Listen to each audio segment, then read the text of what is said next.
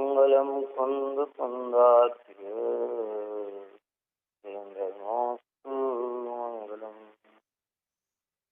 सर्वमंगल मांगल्यम सर्वकल्याणकारकम प्रधानम सर्वधर्माणां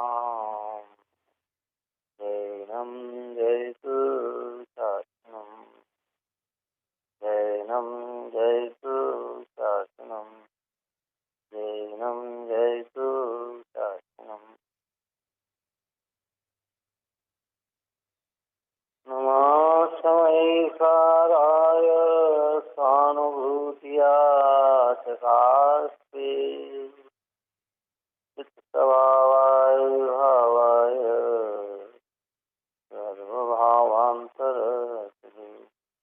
सर्वभावान्तरस्ते सर्वभावान्तरस्ते।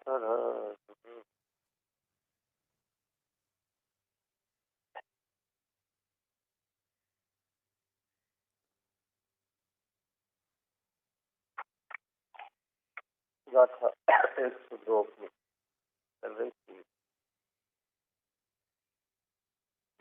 ज्ञानी तो ज्ञान से ही करता है, वो परदेव का करता तो है ही। जो अज्ञानी जीव है, अज्ञानी किसे कहा, जो दो द्रव्य में एकत्र होते हैं, जो दो द्रव्य के बीच में स्वस्वामी संबंध जोड़ते हैं, जो दो द्रव्य के बीच में कर्ता कर्म मानते हैं, जो दो द्रव्य के बीच में धोखा होके ऐसे अज्ञानी जीव भी अज्ञान भाव का करता तो है, शुभाशुभ भाव का करता तो है, परंतु परदेव का करता तो अज्ञानी भी। इसकी बात 102 नंबर की गाथा में की गई थी। ये कहा था कि अपना अचलित विज्ञान धन स्वरूप एक स्वाद होने पर भी इस लोक में जो यह आत्मा अनादिकालीन अज्ञान के कारण पर की ओर अपने एकत्व के अध्यास से मंद और तीव्र स्वादयुक्त उद्गल कर्म के विपाक की रूढ़ स्वभाव के द्वारा अपने विज्ञान घन स्वरूप स्वाद को भेदता हुआ ज्ञान जो शुभ या शुभ भाव करता है।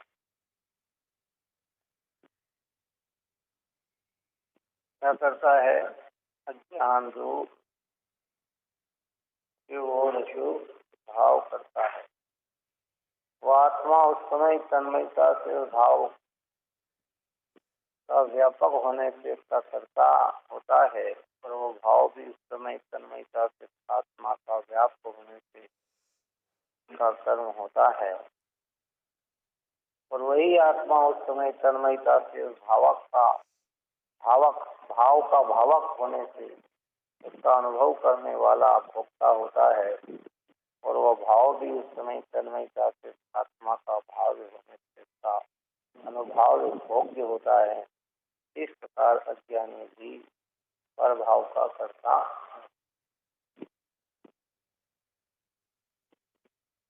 स्वरूप तो ही सही है। अज्ञान से न जाने क्या क्या अनुभव में आता है। यहाँ से भाई स्वभाव से तो चैतन्य रूप है, और चैतन्य की अनुभूति में चैतन्य का ही करता है, और चैतन्य की अनुभूति न हो तो शुभाशुभ भाव का कर्ता में एकत्व भी आया, कर्ता में स्वामित्व भी आया, कर्ता में भोक्ता भी आया, कर्ता में कर्ता है।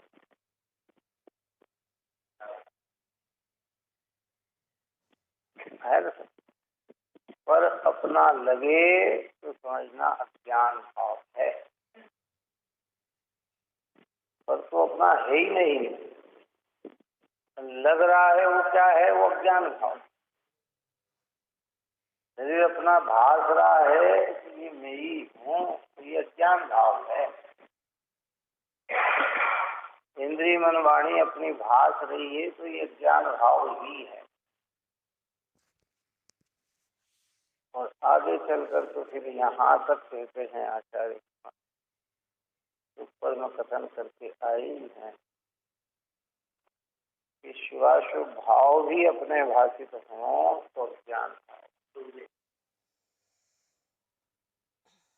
राग और ज्ञान में भिन्नता है, भिन्नता भाषित न होकर एक लगे तो ये अज्ञान ही तो है।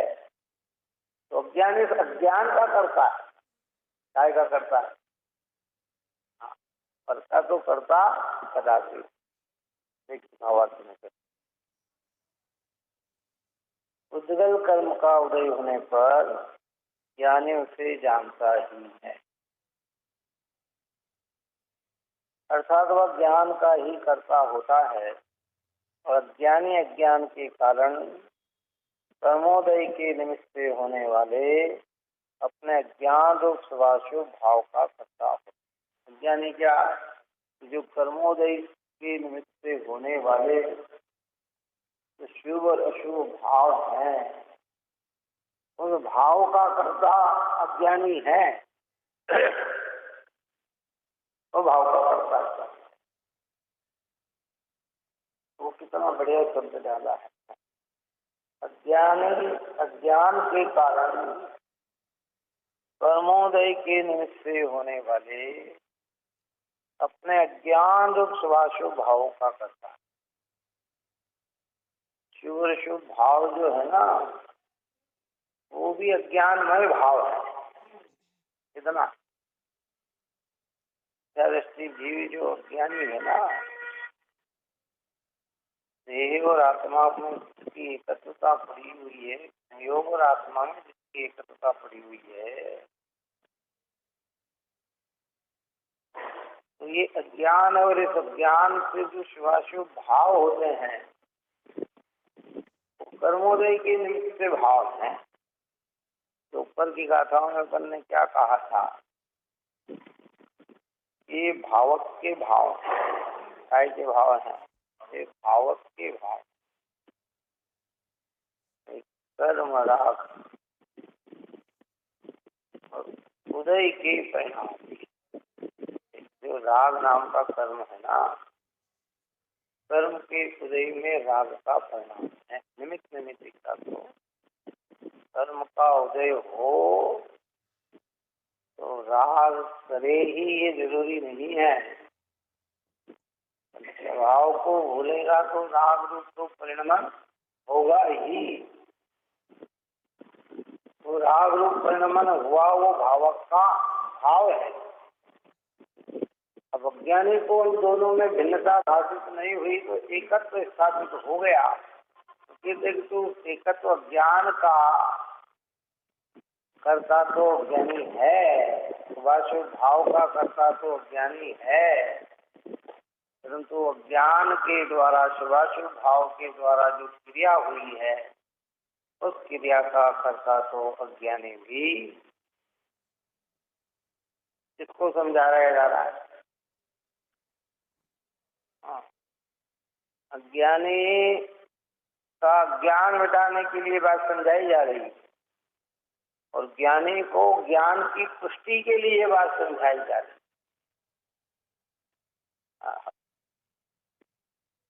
इस प्रकार ज्ञानी अपने ज्ञान रूप भाव का, अज्ञानी अपने अज्ञान रूप भाव का करता है। पर भाव का करता तो ज्ञानी अथवा ज्ञानी कोई भी, दूसरे द्रव्य की क्रिया का करता तो ज्ञानी भी नहीं है और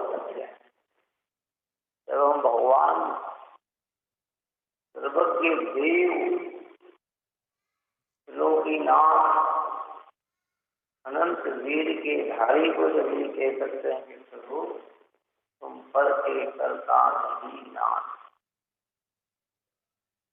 ज्ञाता हो सबके एक साथ। तो भगवान को ये कह सकते हैं कि भगवान आप करता नहीं, तो फिर हमारी सामर्थ्यता कर्तापन की हो जाए, ये कैसे संभव है ना। इसलिए भ्रमणा निकालनी है, मिथ्या भाव निकालना है। यद्यपि भूमिका में करने के भाव आए बिना हिलते नहीं है, शुभ शुभ भाव आते हैं। दृष्टि और अभिप्राय में ये बात आना चाहिए, ये भाव चैतन्य से विपरीत भाव है, ये मेरे स्वभाव भाव नहीं है। तो कदाचित भाव के अनुसार क्रिया हुई तो वो भाव की क्रिया नहीं है, वो तो उस द्रव्य का परिणमन है, उस द्रव्य का परिणमन है।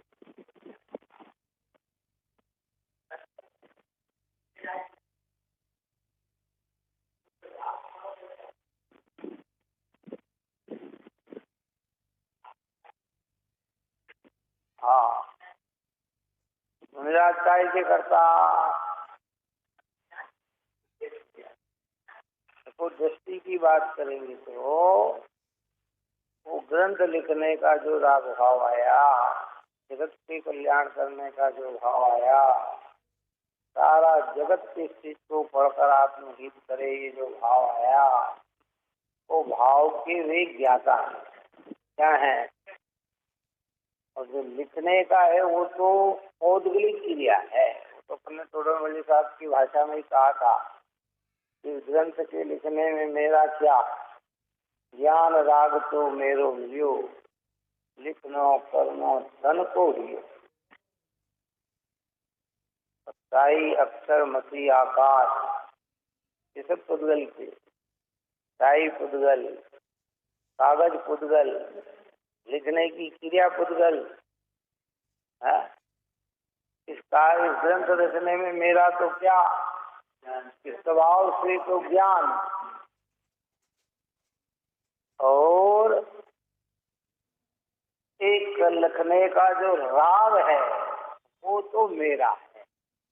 और निश्चय नहीं से चले जाए तो ज्ञान ही मेरा है, वो भाव भी, क्योंकि वो भावक का भाव, कर्म के उदय जो पड़ता ना उदय।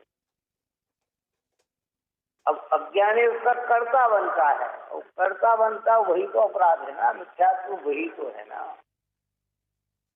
इसलिए वो लिस्ट बनाता, बड़ी बड़ी लिस्ट तैयार करता है। मैंने उस दिन कहा था ना कि देखो भाई, कान यूं पकड़ो चाहे यूं पकड़ो, समझ में आया। अंदर का अभिप्राय कर्तृत्व का है, तो चाहे हम अकर्ता कहें चाहे कर्ता कहें, वो तो कर्ता ही है। अभिप्राय बदल जाए तो फिर ज्ञाता हो जाता है, कर्ता देता है। ये तो क्या क्या मतलब कहना चाहते हैं, ज्ञाता हो गया और कर्ता। अरे भाई, ज्ञाता का भाव आनंद रूप है और कर्ता का भाव दुख रूप है। कर्ता का भाव जहर का बीज है और ज्ञाता का भाव अमृत का बीज है। इतना अंतर पड़ता है। क्या हो गया साहब? अच्छा चलो ज्ञानी ज्ञाता हो गए तो क्या मिल गया? क्या क्या मिल गया? उन्हें आनंद की लहरें उठ रही है उनके अंदर। और हम करता है तो क्या हो रहा है कि हमें जहर हो रहा है। हम जहर का मतलब आकुलित तो हो रहे हैं, दुखी हो रहे हैं।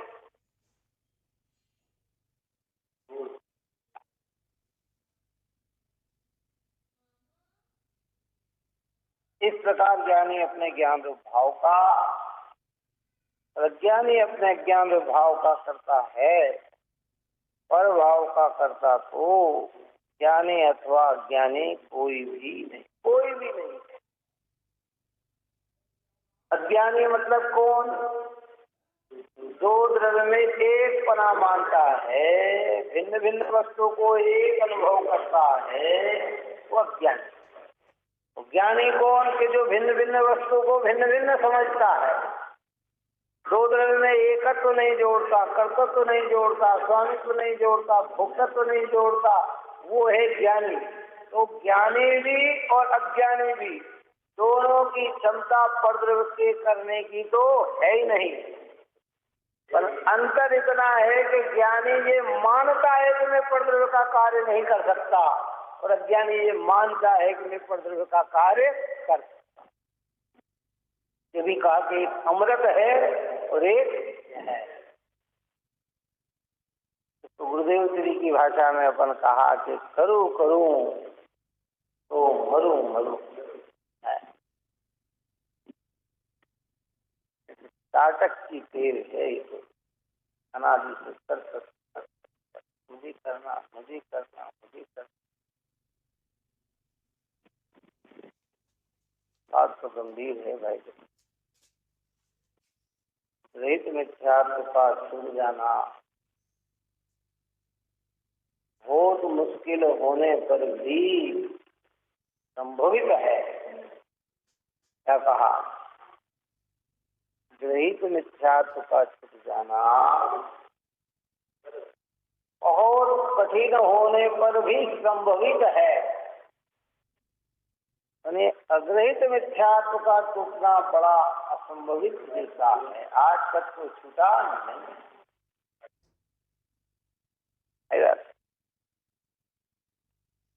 देवता देव का स्वरूप समझ में आ गया, गुरु का स्वरूप समझ में आ गया, पवित्र जन्माणी माँ का स्वरूप समझ में आ गया, उनके प्रति भक्ति भी आ गई, विनय भी आ गया, गुणगान भी आ गए, लेकिन चैतन्य की अनुभूति आज तक न।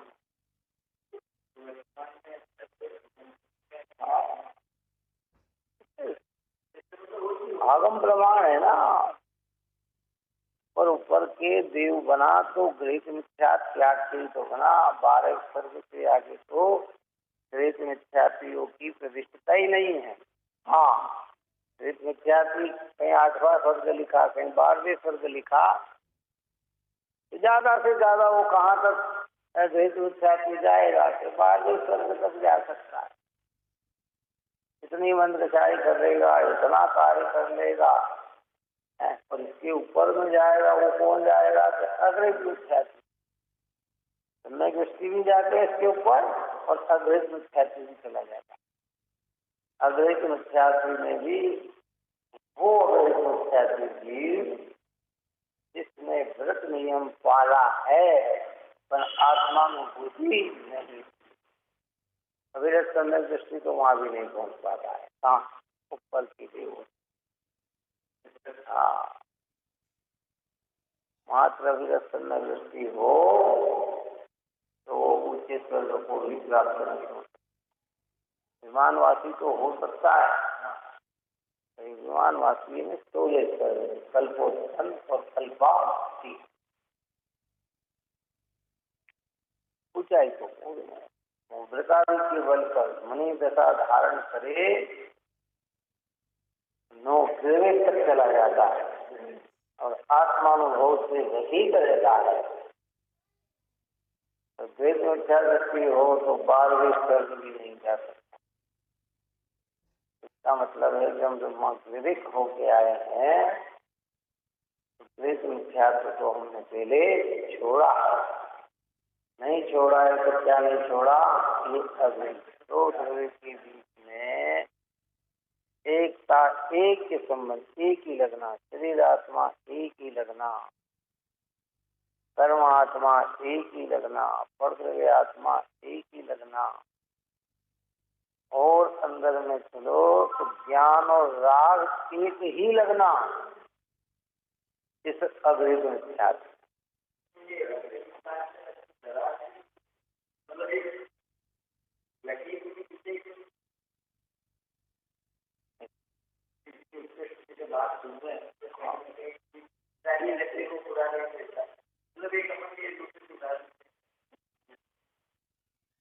तो हो तो दशमलव दशमलव दशमलव 1 पॉइंट कोई जीव होता है।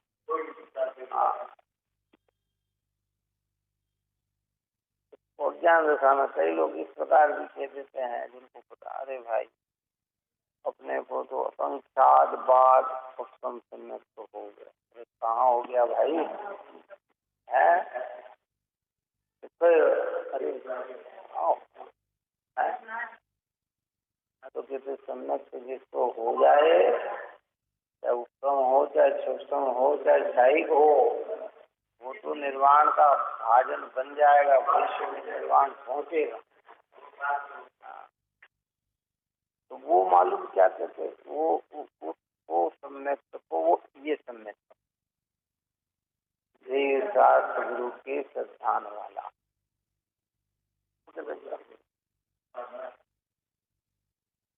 मुझे कहते हैं कि ये भाव मंत्र काय का भाव यहाँ तक पहुँचेगा तो आगे पहुँचेगा, यहाँ तक नहीं आएगा तो आगे तो आना ही नहीं। पहला क्रम तो यहीं से गुजरेगा। हाँ, पहला क्रम कहाँ से गुजरेगा? देव शास्त्र गुरु की गाढ़ श्रद्धा। जिनवाणी को ढोक लेना जिनवाणी का श्रद्धान नहीं है। जिनवाणी की आज्ञा को सिरोधर रखना जिनवाणी का श्रद्धान है।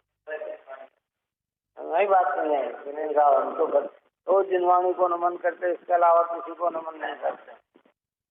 भगवान को नमन करना, भक्ति करना भगवान का श्रद्धान नहीं है। भगवान ने जैसा वस्तु स्वरूप कहा है उसका विश्वास करना वो श्रद्धान है।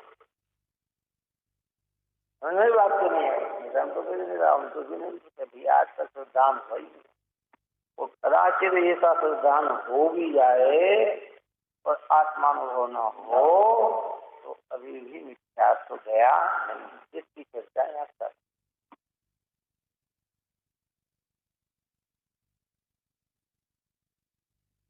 हरी बात गंभीर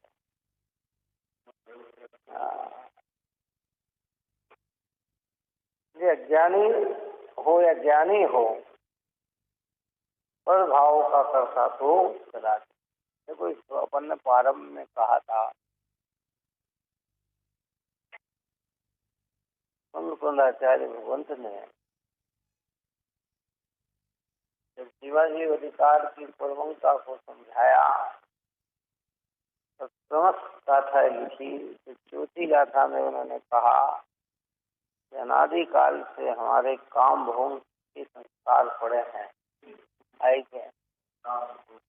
इसलिए वो काम भोग की चर्चा सुनना सुनाना बड़ी सरल भाषा है। परिचय भी किया, अनुभूत भी किया है। सर्वसुत अनुभूत परिचित काम भोग बंद की कथा, पर से जुदा एक तत्व की उपलब्धि केवल सुलभना। ये तो बड़ी सुलभ है, जगह जगह ये बात सुनने को मिलती है। परिचय भी किया, अनुभव भी किया और बताते भी हैं कि ये कथा तो अनादि से हमने सुनी है, इसलिए बड़ी सुलभ है।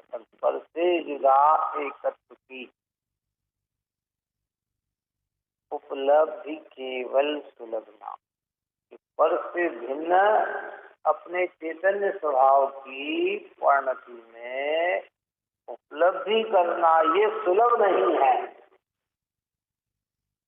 सुलभ नहीं है मतलब सरल नहीं है। हाँ, ये सरल नहीं है। तो उसको पांचवी गाथा में आचार्य कि मैं अभी प्रतिज्ञा करता हूं कि मैं उसे कहूंगा जो सर से एकत्व रखता हो और पर से विभक्त हो। अब इसमें भी विशेषता है कि पुद्गल और आत्मा की भिन्नता को सारे जगत के मतावलंबी भी कहते हैं। शरीर आत्मा की भिन्नता को कौन कहते हैं? मतावलंबी भी कहते हैं, अन्य मत वाले भी कहते हैं। तो मुझे उससे भिन्न नहीं बताना।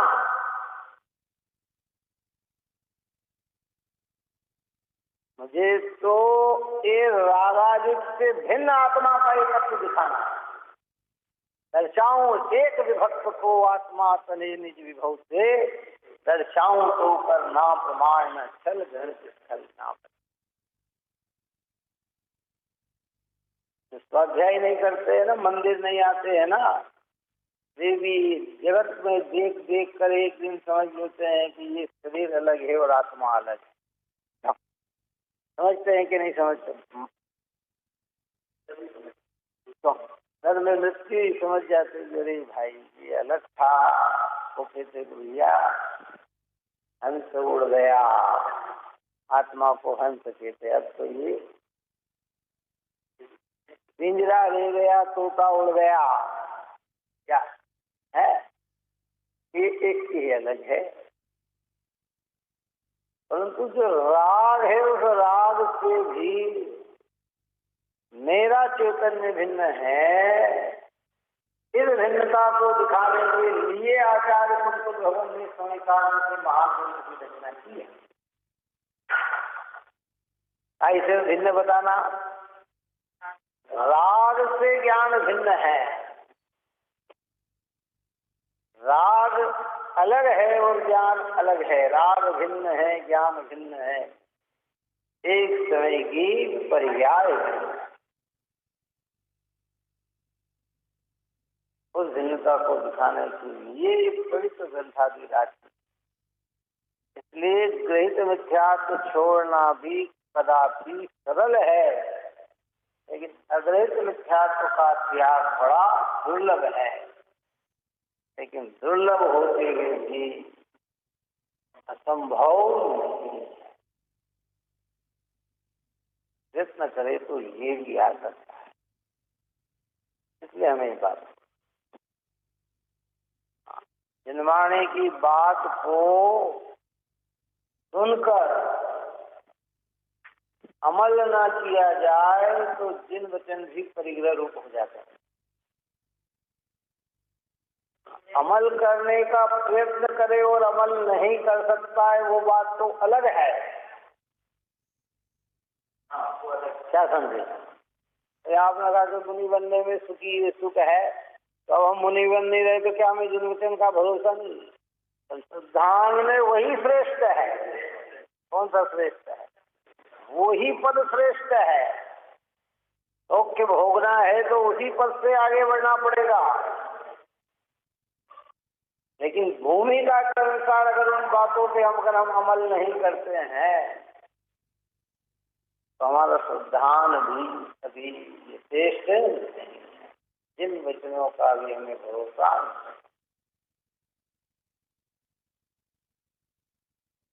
इतनी गंभीरता है इनकी जो कह रहा। अज्ञानी काय का करता अज्ञान भाव का, वो अज्ञान भाव कहते हैं शुभाशुभ। ज्ञानी को भी तो शुभ अशुभ होते हैं। यहाँ चौथे गुण स्थान वाले को शुभ अशुभ भी होते हैं। पांचवें गुण स्थान वाले को शुभ अधिक होते हैं, अशुभ बिल्कुल लिमिट में होते हैं। और छठे गुण स्थान वाले को अशुभ नहीं होता, शुभ ही होता है। इतना है। ये अज्ञानमय भाव शुभ अशुभ होते भी शुभ अशुभ को ज्ञान में नहीं मिलाता और ज्ञान को शुभ अशुभ में नहीं मिलाता। दोनों में एकत्व नहीं मानता, कर्तृत्व नहीं मानता, स्वामित्व नहीं बनता, भोक्ता नहीं बनता है, तो वो ज्ञानी ज्ञान का करता। और अज्ञानी को ऐसी पता नहीं है तो काय का करता है, शुभाशुभ का करता है। वो तन्मय काय में शुभाशुभ में है और शुभ अशुभ में तन्मय होने से कर्म का बंध होता है। दया नहीं करना, कि दान नहीं करना, कि पूजा नहीं करना, कि भक्ति नहीं करना, कि व्रत नहीं करना, कि तिल संयम नहीं पार सब पालना, परंतु भेद ज्ञान के साथ मेरा क्या स्वभाव, मैं कौन हूँ और ये क्या है। सारा प्रश्न किया है तो शास्त्र लिखते हुए भी वे जानते हैं लिखने की क्रिया बोधग्रेक और लिखने का भाव भावक का भाव। और मेरा चैतन्य आत्मा इससे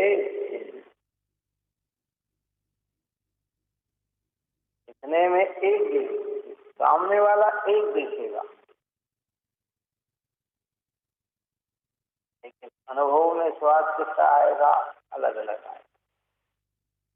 क्यों? दिखेगा एक चित्र दिखता है, लेकिन ये सब क्या है? मैंने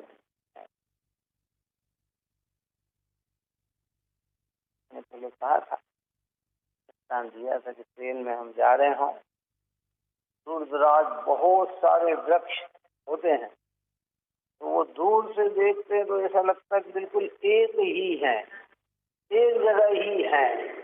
लेकिन जब ट्रेन उसकी निकटता से निकलती है तो पता लगता है कि दोनों के बीच में तो बहुत भिन्नता है। कितनी भिन्नता है! आज दूर से कैसा लग रहा है? एक लग रहा है, एक उसमें आम का भी हो, नींबू का भी हो और जामुन का भी हो, नारियल का भी हो। दूर से ऐसा लगता मानो सब एक है, लेकिन जब निकट जाएंगे तो सबके स्वाद, सबकी चीज अलग अलग दिखाई देगी ना। खजूर का भी हो, अरे ये सब एक जैसे। ऐसे ही दूर से हम देखते हैं तो रागादि शरीर ये सब आत्मा ही दिखता है, लेकिन जब आत्मा के समीप जाकर देखें तो ये शरीर अलग, कर्म अलग, राग अलग और मेरा ज्ञान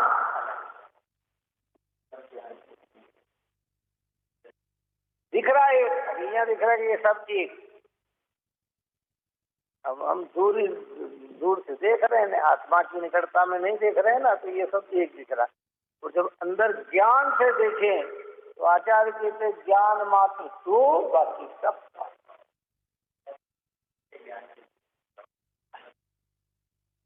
देखने की कला कहाँ से आएगी? दिख रहा, सब दिख रहा है, एक जैसे लग रहे सब। ये हमारे जो है, हमारे अंदर ज्ञानी अज्ञान में तन्मय है तो ज्ञान का करता, ज्ञानी ज्ञान में तन्मय है तो ज्ञान का करता, पर का करता तो ज्ञानी भी नहीं और ज्ञानी भी। कितना निर्भर किया आचार्य ने हमको। विकल्प के अनुसार कार्य हो जाए तो भी तो उस कार्य का करता नहीं है।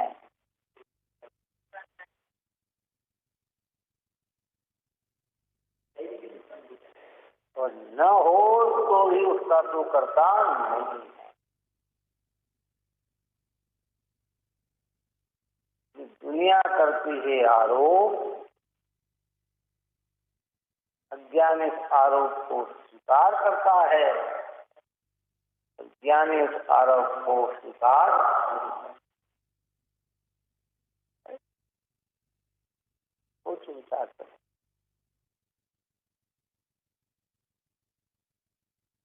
और आरोप को स्वीकार करने से क्या होगा?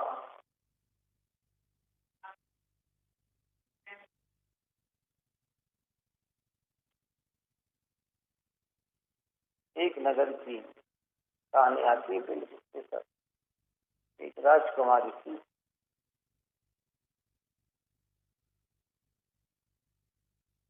गांव के अंदर राजा की राजकुमारी,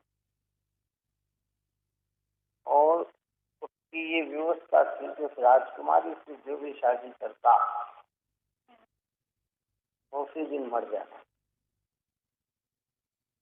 और जो भी शादी करता है,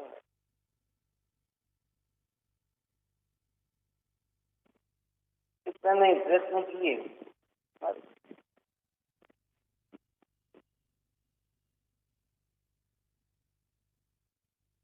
एक दूर व्यक्ति आया उस गांव में। उसे कुछ पता नहीं, नया व्यक्ति गया। गांव के तो कोई करते ही नहीं थे। क्यों? मालूम था क्या जो भी करेगा, भले राजकुमारी है, इतना वैभव से युक्त है, व्यक्ति कौन से पहाड़ से आया। लोगों ने देखा ये नया व्यक्ति है,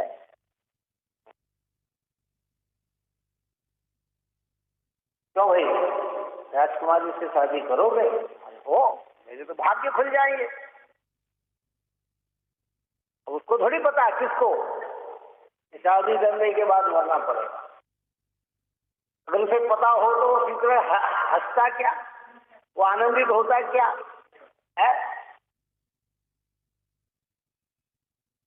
और उसको बड़ी खुशी हो रही कि चलो वाह ठीक है, तुमने राजा के पास खबर पहुंचे कि सब धार कहीं व्यक्ति आया है और वो शादी करने के लिए तैयार है।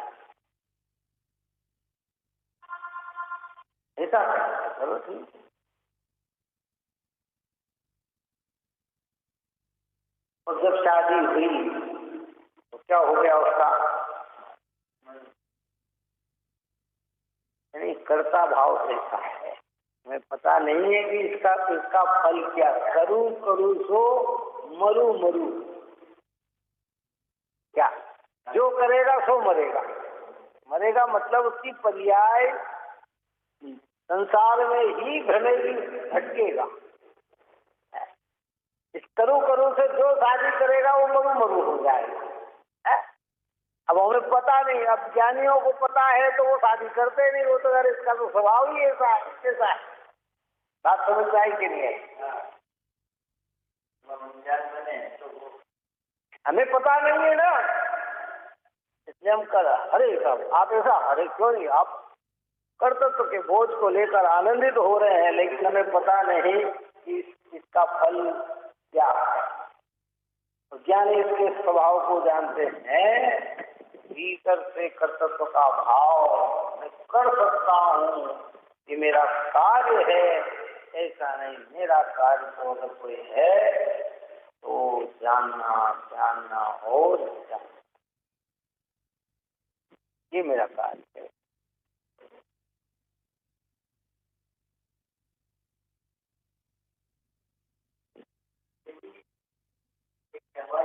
देखा जाए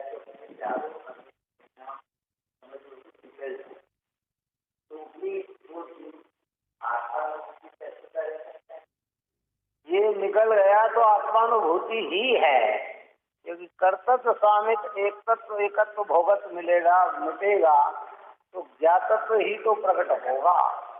ज्ञातत्व का प्रकट होना ज्ञानियों का कार्य है।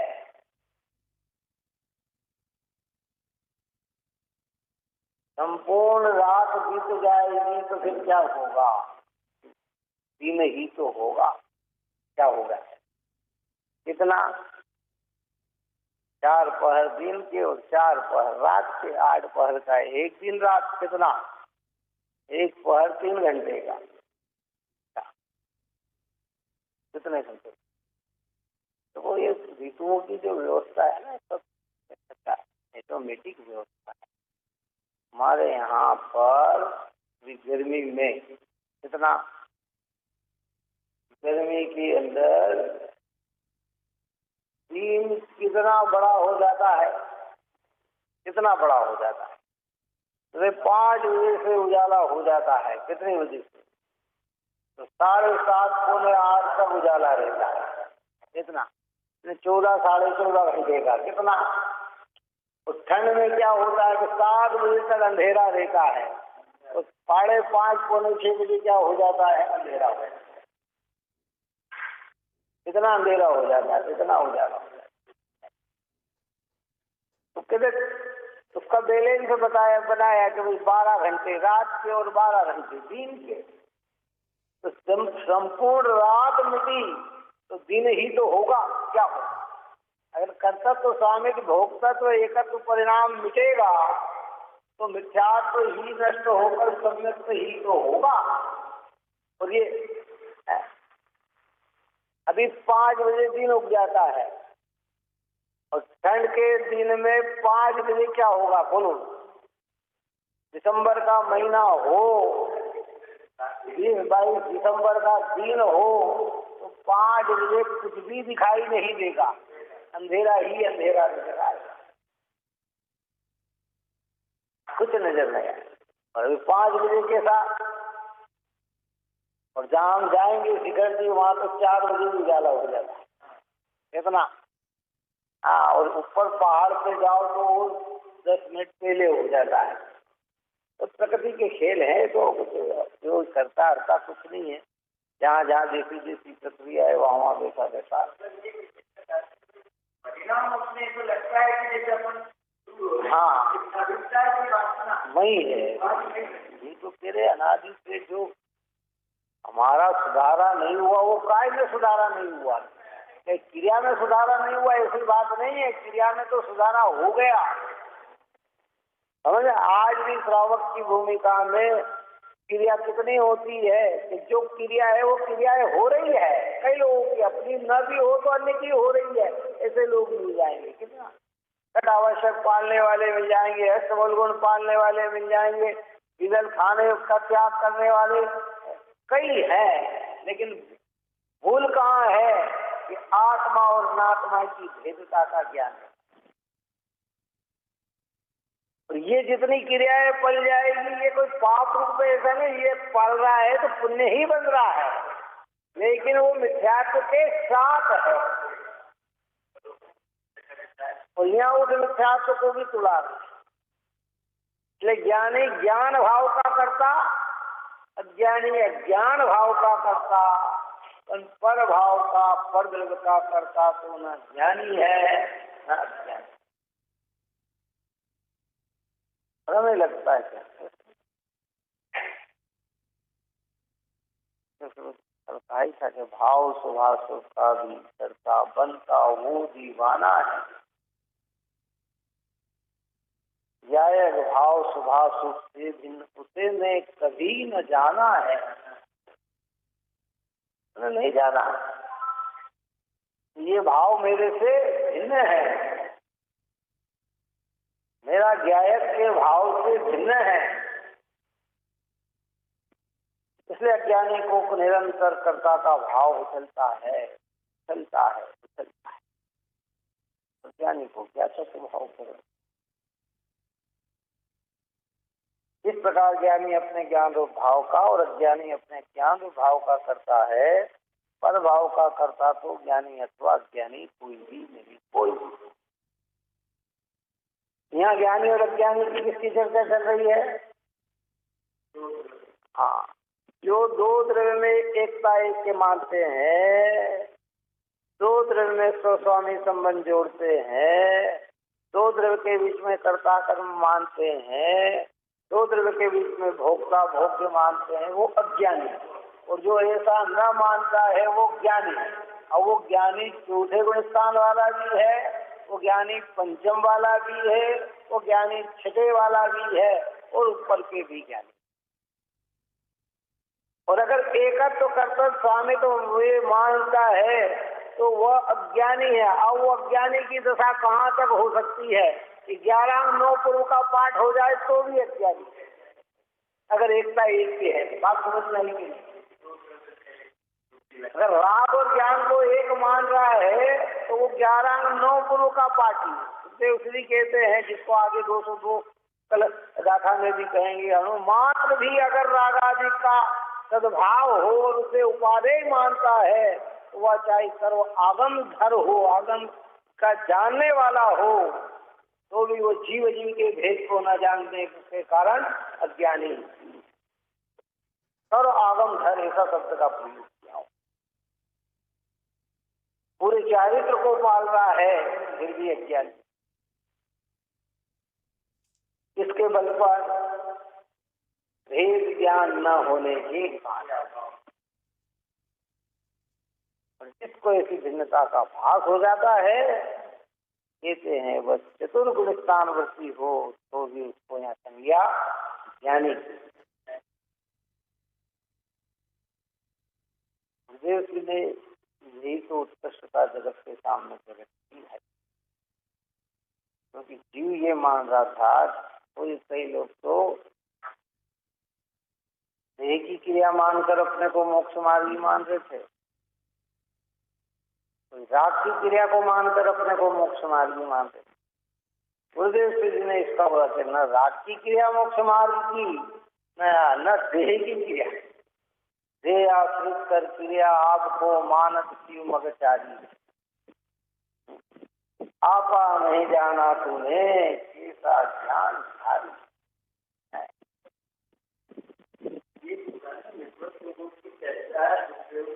गुरुदेव की बात कहाँ जा रही है? नहीं आई।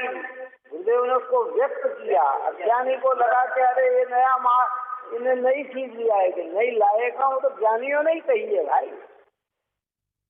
तीन चाहे तो विविध कर्म से कर्ण जो परिणति न्यारी रे। अगर तेरे अंदर मोक्ष की चाह है तो विविध कर्म से, विविध कर्म यानी पुण्य और पाप से अपनी परिणति को न्यारी कर, भिन्न कर। आपा नहीं जाना तुम्हें ऐसा ज्ञान कर क्रिया आपको मानस की मत चाहिए। देह की क्रिया, राग की क्रिया करके मोक्ष मार्ग मान लिया तो धनिक। यानी कि देह की क्रिया भी होती है, राग की क्रिया भी होती है, पर राग और देह की क्रिया में एक में पना नहीं होता है, इसलिए वो ज्ञानी। मुनिराज की क्रिया पूरी एक कैसी क्रिया होती है। रावत की तरह सुनील जी थे ना, सुनील जी आए थे अपने जिमने के लिए गए, उनका नियम था वस्त्र पूरे धुले होना चाहिए, कोई छिवा हुआ नहीं होना चाहिए। संतू के यहाँ भोजन करने जाना था, मोटरसाइकिल पे बैठने से पाँव अड़ गया पीछे से, गुरुवार का दिन था तो वो पीछे कोई आदमी होगा, पाँव अड़ गया। कितना फिर कपड़े बदले, ऊपर जाके साफ हुए कपड़े। क्रिया उसकी भी हुई, राग की क्रिया भी हुई, विकल्प की भी हुई, परंतु अगर अभिप्राय में उससे भिन्नता न हो तो क्रिया मात्र शुभ हो जाती है। पुण्य भाव शक्ति। ऐसे मुनिराज को 28 मूल गुणों की सारी क्रिया देहात्री शुभ भाव रूपा। शुभ तो होता ही नहीं मुनिराज है, भाव भी शुभ है, लेकिन अंदर में भेद ज्ञान चलने से वो न वो क्रिया के स्वामी तो बन रहे हैं, न राग के स्वामी बन रहे हैं, न काय के स्वामी बन रहे हैं, अपने ज्ञान के स्वामी। व्यवहार के आ जा रहा, दुनिया कह रही है कि देखो महाराज जी 4 हाथ जीत कर चल रहे हैं, महाराज जी का भोजन स्नान समिति पूर्वक हो रहा है। भाषा है महाराज जी इष्टमिष्ट हितमितकारी बोल रहे हैं, लेकिन वे जान रहे हैं कि मेरे चैतन्य की कार्य नहीं, मेरे चैतन्य का कार्य तो जानन और ज्ञान। अब सम्यक्त कहाँ से उत्पन्न हुआ? वो भीतर में एकता बने से सम्यक्त तो हुआ, इन क्रिया से हुआ। अब अज्ञानी को वो क्या कहते जब ये और साहब ये तो क्रिया छुड़ाते थे। छुड़ाने की कहाँ बात कही भाई, तेरी एकता बुद्धि है, इसको छोड़, काय को छोड़। हाँ, एकता बुद्धि से जो कर्ता बुद्धि से छोड़, भोक्ता बुद्धि से छोड़, स्वस्वामी संबंध है इसे छोड़। छुड़ाया अंतरंग के अभिप्राय को है, मूर्ख ये मान गया कि सबको छुड़ा दिया। अरे साहब है, बोलो गुरुदेव के एक भी प्रवचन ऐसा बता दीजिए जिसमें उन्होंने कहा कि रात को खाना चाहिए। रात को खाने वाले की प्रशंसा की हो, 5 इंद्रिय के भोग करना चाहिए, उसकी प्रशंसा की हो, है? हाँ, लोग कह रहे अब ये छुड़ा है तो ये छुड़ाया, बताओ इसमें प्रवृत्ति करे तो कहाँ? और वर्तमान में आज के समय में जितना नियम संयम गुरुदेव की आस्था वाले मान रहे हैं, जैसे तो अन्य है ही नहीं। हाँ, कैसे समझाए जी, समझाए।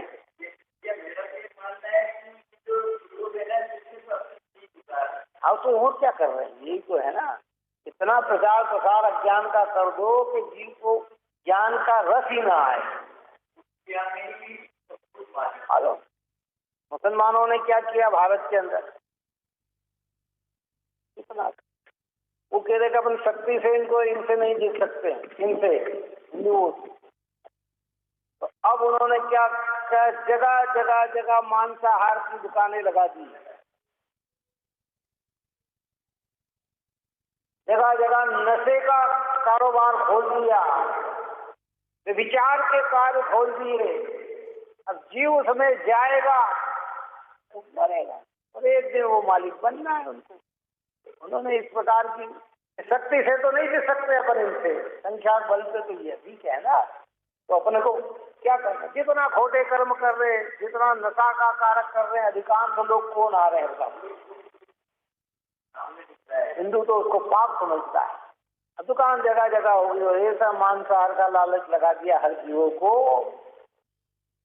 कि अब उसे हिंदू और मुसलमान में कोई भेद ही नजर नहीं, मांसाहारी और शाकाहारी में भेद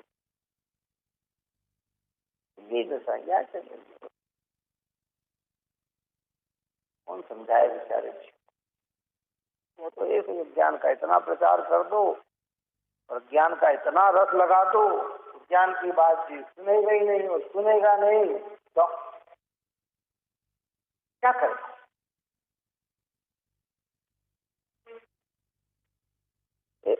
एक चारुदत्त सेठ का दृष्टांत आता अपने यहाँ, इसका चारुदत्त सेठ अंतिम बात के लिए पूर्ण करते। चारुदत्त सेठ जो था ना, वो तो बालक था उस समय। पिताजी 56 कोटि दिनार के स्वामी थे और चारुदत्त शुरू बचपन से ही धार्मिक विचार होने के कारण, धर्म के संस्कार होने के कारण उदासीन रहते थे। शादी आदि का उनका विकल्प, उसका मन नहीं लगता था। माता को बार बार विकल्प आया कि शादी नहीं करेगा तो क्या होगा, अपना वंश कैसे चलेगा, इतना दिनार स्वामी तो कौन अवेलेगा, कौन करेगा? क्योंकि रागियों को तो ऐसे विचार आते हैं कि इतनी बड़ी संपदा को कौन अवेलेगा, क्या करे, कैसे? अब ये तो किसी बात भी नहीं करते और न कोई ऐसा। तो उन्होंने अपने देवर से बात करी, इसको किसी भी तरीके से भोग की लगन लगाओ, तो व्यसन लगाओ इसको किसी भी तरह। क्या देखा तो ये तो कुछ दूर मोहल्ले में एक नृत्य गान करने वाली, जिसको उस समय में वेश्या शब्द दिया जाता था, आजकल तो नर्तकनी, कलाकार, आजकल तो शब्द कैसे दिए जाते हैं, और उस समय तो उन्हें क्या कहते थे, नाचने गाने वाले को? हाँ, वेश्या। शास्त्रों में तो वेश्या शब्द का ही प्रयोग किया है ना।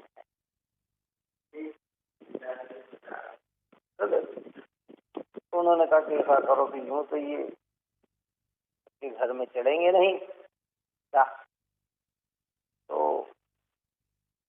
मैं जब इधर से जाऊं इनको लेकर 2 हाथी इधर से छोड़ देना, कितने 2 हाथी उधर से छोड़। तो नई प्लानिंग के काम हुआ, तो चलो भैया जी आते हैं। अब काका जी ने कहा तो भतीजा क्या करे, चलो जोर जोर से हल्ला आया, अरे भागो भागो, हाथी पागल हो गए हैं, हाथी भाग रहे हैं, हाथी भाग रहे हैं।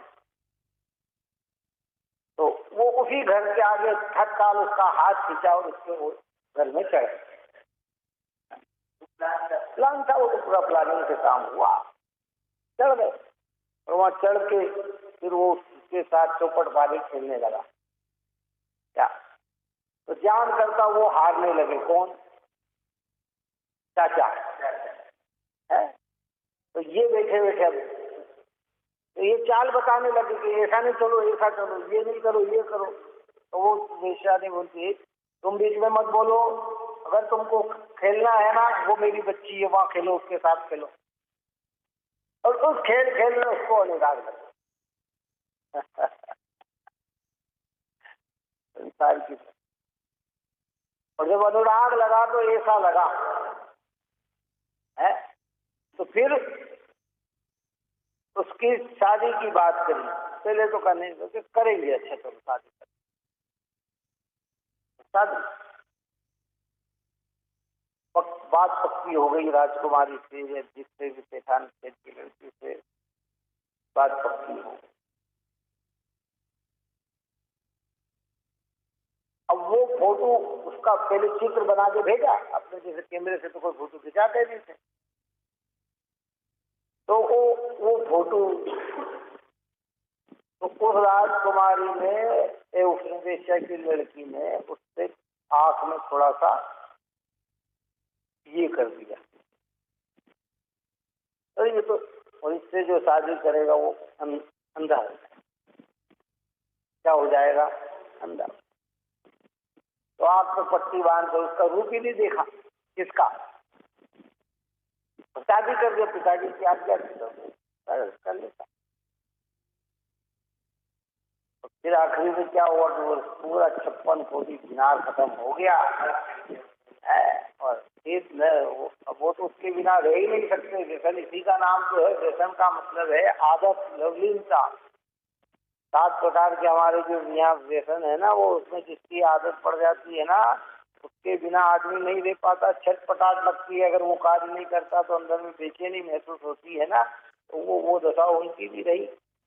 और फिर सब धन हो गया तो उसको हाथ पैर बांध के ने इसका में डाल दिया। फिर बाद में जब ओरिजिनल ऑफिस घर आए और देखा मेरी पत्नी तो इतनी सुंदर है, और मैंने जबरदस्ती तो ये इतना वातावरण ऐसा दूषित कर दिया, ये होगा तो अरे ये बेचारे सत्य मार्ग से लोग कैसे आए, तो वहीं की वहीं कट जाते हैं। तो बिरला जी हो कि देखे तो सही करके, तो वो जाके फिर उभरता है। उभरता कौन है? गुरुदेव का विरोध इतना किया, लेकिन जिनने जाकर देखा तो फिर समझ में आ गया कि ये सब मार्ग वास्तविक भी इसलिए कहने का प्रयोजन तो अपना इतना यहाँ है। ज्ञान बहुत फैल रहा है, इसलिए भ्रमित नहीं होना भाई। अपना हित करना हो,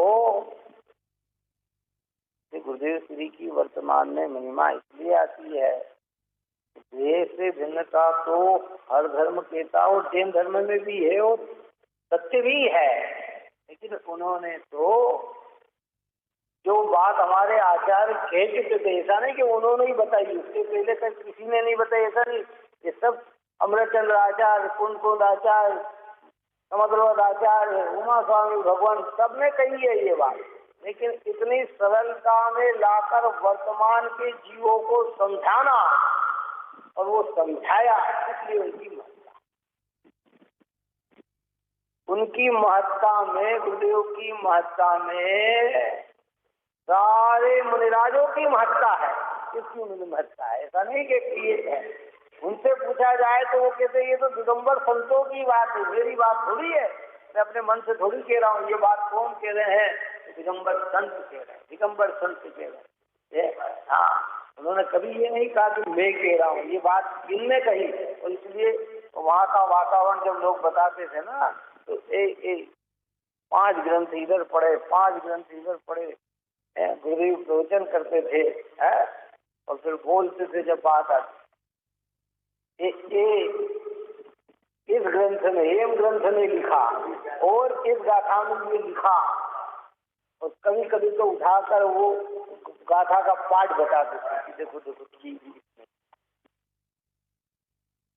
हाँ, उन्होंने भी तो पढ़ के ही तो पाया ना भाई। जैसे ये पवित्र जन्मानी माँ हमारे सामने है, इसलिए आप और हम सबको निरंतर इसे पवित्र जिनेंद्र भगवान की निकटता में लेकर अपने अभिप्राय का सुधारा करें और ज्ञाता स्वभाव को प्राप्त हो। ये मंगल।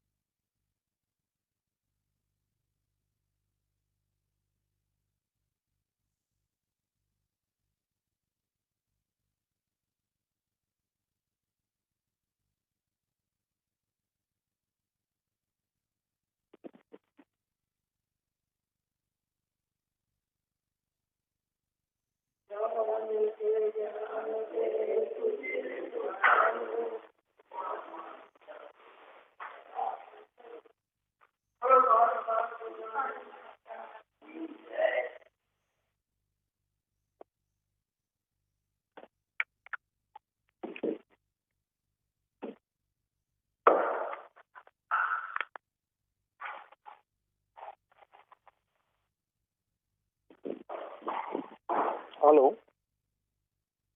Hello hello